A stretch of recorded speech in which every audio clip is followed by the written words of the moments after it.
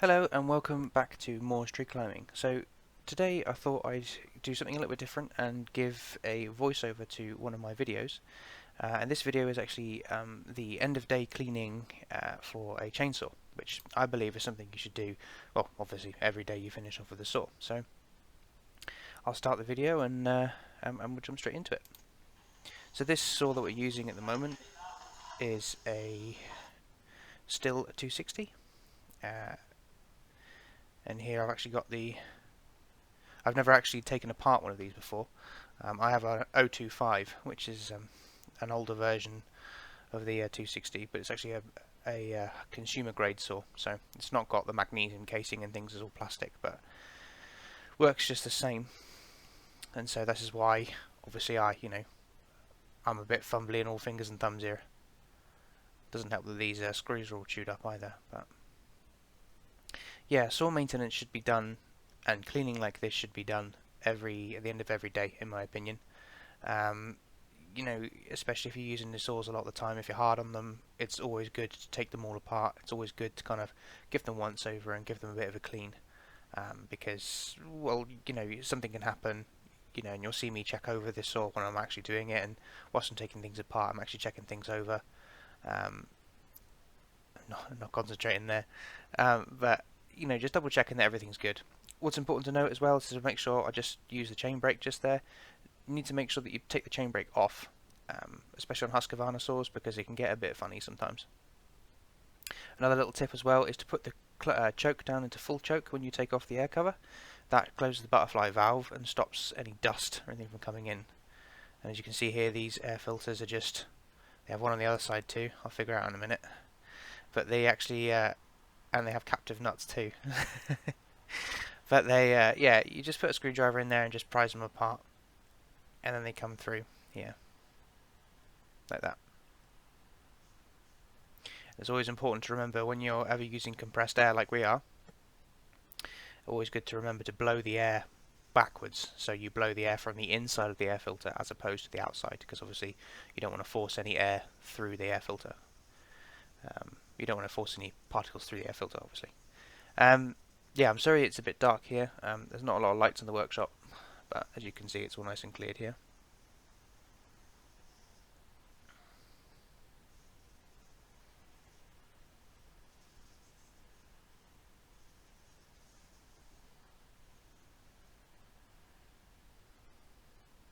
Just taking the side cover here too.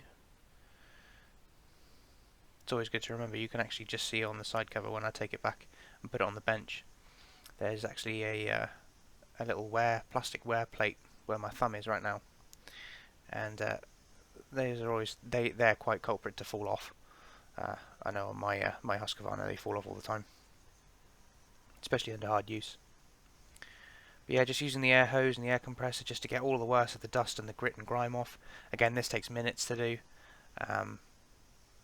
Running it down the bar as well.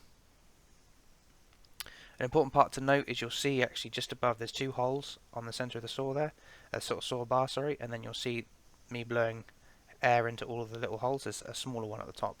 The smaller one at the top there, that's actually for the bar oiler, and that needs to be absolutely 100% clear, otherwise you can really heat up your bar.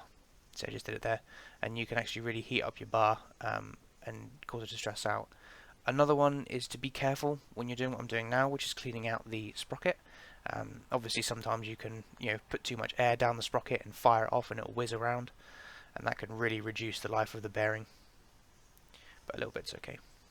And you can see here that plastic, sorry, the metal bit, I'll get to it in just a second, just in front of the clutch there, just there, that bit has actually got where the oiler comes out, so you want to make sure that that's nice and clear too. And just do the whole body of the saw whilst you're at it. And I'm just putting my finger into the carburetor there, into the butterfly hole, to stop any dust from going in there.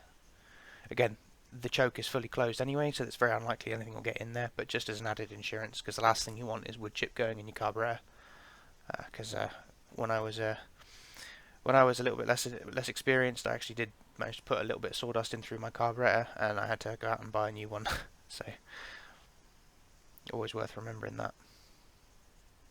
That actually, the side cover here where the recoil starter is, that's actually where the air is actually pulled in to the saw. So that's also worth cleaning out as well. Just give me a quick blow down, make sure there's no rubbish in there. And obviously always remember, wear your safety glasses when you're doing things, because the last thing you want is sawdust in your eye, because it hurts. So you can see that air filter is nice and clean now, and that just slots back on like that, and then these screws get done up. Important part to remember as well with any chainsaw is, and anything really, you don't have to be He-Man and screw them up really tight, because you come across people that have done that a lot, and you know, you might be able to just make out in the video here, it mars up the actual screws, and yeah, there's a reason why there's two of them. So just do them up tight, but not ridiculously tight, because you will just break stuff. See, I'm just giving it a little bit of a tighten up just there, but it's not, you know, I'm not reefing down on them. Just to get them nice and tight. And then I'm letting off the choke. I've lost my psychic, there it is. I forgot to blow that one out.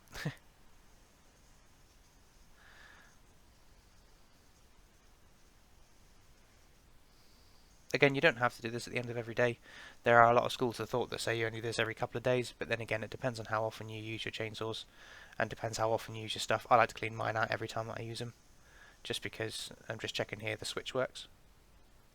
Get to all the positions. Yeah, the reason why I do it is just because, you know, a stitching time saves 9, right?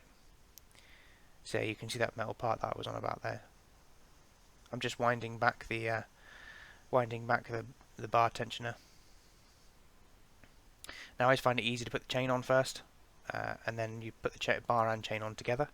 And obviously, if you're doing this in your MPTC, you're going to have to be wearing gloves, because obviously the chain is sharp. Although I have yet to actually meet anyone in the industry that does. I'm just checking here for any blue points of the bar, any hot spots. The reason for this is obviously you tend to use the bottom of your bar more than the top, and actually that can wear your bar out. So it's always quite a good idea to change the bar over, so use it upside down. And like I said, I was just checking to see if there's any hot spots or blue spots. So I'd do that. See, there we go, just like that. This is actually weird, this 260, because 260s usually come with a rim sprocket, which is slightly different to the one that's actually on there. This one's actually using a spur sprocket, which is the same in the 025s. And as you can see here, you see the sprocket on the side there, just above my left finger. And these fit onto the two studs like that.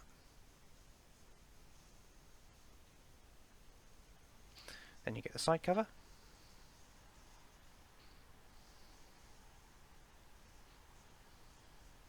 And you screw these down too. Again, it's also important to remember that the I don't know what I'm doing there, just double checking I put that on properly. Again, it's also important to remember that the side cover, again, the two bolts, again, there is two of them, so they don't need to be reefed down massively tight. And again, I've seen people do it before and they just strip the bolts out. I personally, when I'm tensioning my saw, I'll tighten these all the way up, finger tight, and then I'll loosen them off half a turn. And then I start, as you can see me just do here, I'm just tightening them up now, and then loosen them off again. And then what I'll do then is I'll start kind of playing with the chain tension. Now, again, it depends on who you ask. My personal test is you should be able to obviously have the chain running freely, but if you pull back on just the chain, it should be able to move the whole saw, and then if you jerk it back, it will just move the chain. So you see what I'm doing here? See how I pull on it and then I jerk it and the chain moves back? But if I pull on it, the chain doesn't move. That's kind of how I do it. And then when you tighten it up, always remember to put some weight on the bar, because the bar actually sits slightly down. And then tighten them up like that, and then just check that the chain runs freely, which it does. Now, just a quick note for when you're storing your saw, you don't always have to put the chain brake on, and actually if you're storing it for a long period of time, I recommend leaving your chain brake off. This can help stop the chain brake from seizing, which obviously just means that if your chain brake seizes, you've got to take it all apart and fix it, and believe me, once your chain brake is seized on, it's really hard to get off.